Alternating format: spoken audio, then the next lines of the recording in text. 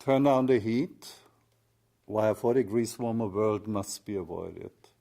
In order to understand that, we have to look at some major advances which provide us with insights about our climate system, how it behaved in the past, what we see currently, and how it might behave, very likely actually, in the future due to human interference. So in a sense, our empirical understanding of the change in the climate system, what we often call global warming, is really related to this very mountain, the Mauna Loa on Hawaii, which is a tremendous mountain. And in the late 1950s, Charles Keeling started to measure carbon dioxide in the atmosphere. And amazingly, he saw two things actually. One is that there is a seasonal variation.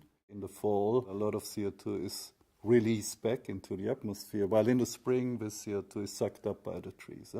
But there is a long-term trend. It's climbing and climbing and climbing.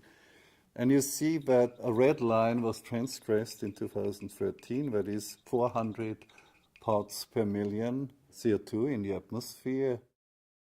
Now let us put it in historical perspective, and for that, another major triumph of modern science is ice core drilling. An ice core, miles deep really, was drilled in Antarctica, and to reconstruct from these ice layers really how the ancient atmosphere looked like, it's an amazing achievement really. Now, if we reconstruct CO2 concentration in the atmosphere over the last sort of 800,000 years, you see this up and down, but when something very strange happens, there's a huge spike over the last 100 years. This will actually have a major impact on what we call the paradise of the Holocene.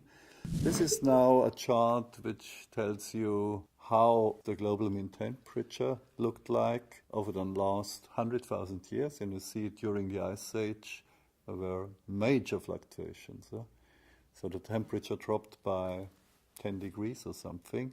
And finally, around 11,000 years ago, it became very, very stable, almost no fluctuations anymore. And this actually gave birth to what we call the Neolithic Revolution, because Homo sapiens was settling down, which was only possible because there was a very stable climate. In an unstable climate, you have to move on all day, all week, all month, all year, so to speak. The Neolithic Revolution happened, so agriculture was invented, and this was the basis actually for the second big revolution in the history of civilization, namely the Industrial Revolution. So you see in the 19th century, factories were being created. Now it all has to do with the burning of fossil fuels, in the beginning coal, later on oil, natural gas, and you see still a little bit of biomass, a little bit of nuclear energy. Then the renewables are coming along right now, but still the bulk is based on fossil fuels. But fossil fuels have two major drawbacks. One is they are limited. You cannot go on forever. So the other drawback is that the emissions coming from burning of fossil fuels are changing the atmosphere. This is a wonderful reconstruction of global mean surface temperature. And you see towards the end of the Holocene a huge spike.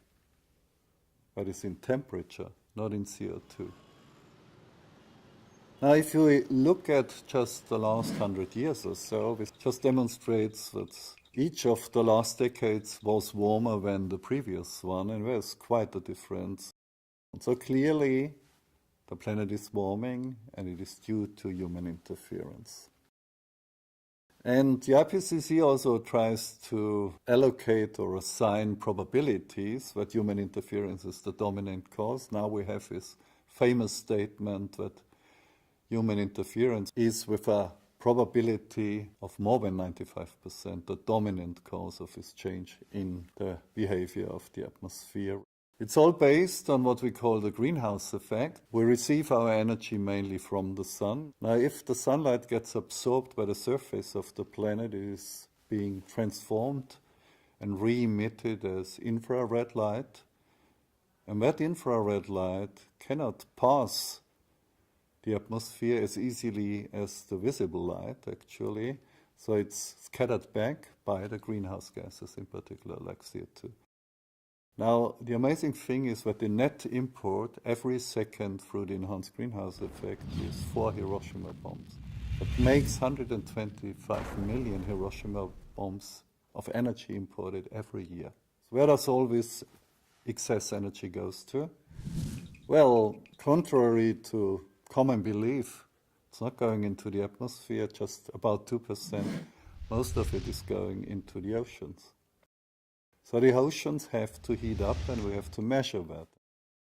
The ocean between the surface and 2,000 meters deep is heating up tremendously. And since most of the energy is really contained in the ocean, that is what matters when it comes to global warming. But just to give you the scope of the heat contained, if the extra heat absorbed by the ocean since the 1950s would be released in one instant, the atmosphere would warm by 36 degrees centigrade instantly. So it's a tremendous time bomb slumbering in the oceans. There are two scenarios for the future, very important. One is where we do just everything in order to contain greenhouse gas emissions. It will be a major transformation of our industrial metabolism. But if we stay the business as usual course, which is unfortunately more likely right now, global warming will be 3 or 4 degrees by the end of this century. But it will go on then. It will not stop there because there's so much heat in the ocean, for example. It will reach 6 degrees, 7 degrees, 8 degrees by 2300. That would be a completely different world. So discussing what will happen in a 4 degrees warmer world, maybe already by the end of this century, is clearly a question we have to address. It's now. You do not have to wait until 2100 to see already the impacts of global warming. The planet has warmed so far by 0.8, 0.9 degrees, and you see the impacts already everywhere. But this is nothing compared to what will happen in a 4 degrees warmer world, and that's what the report is all about.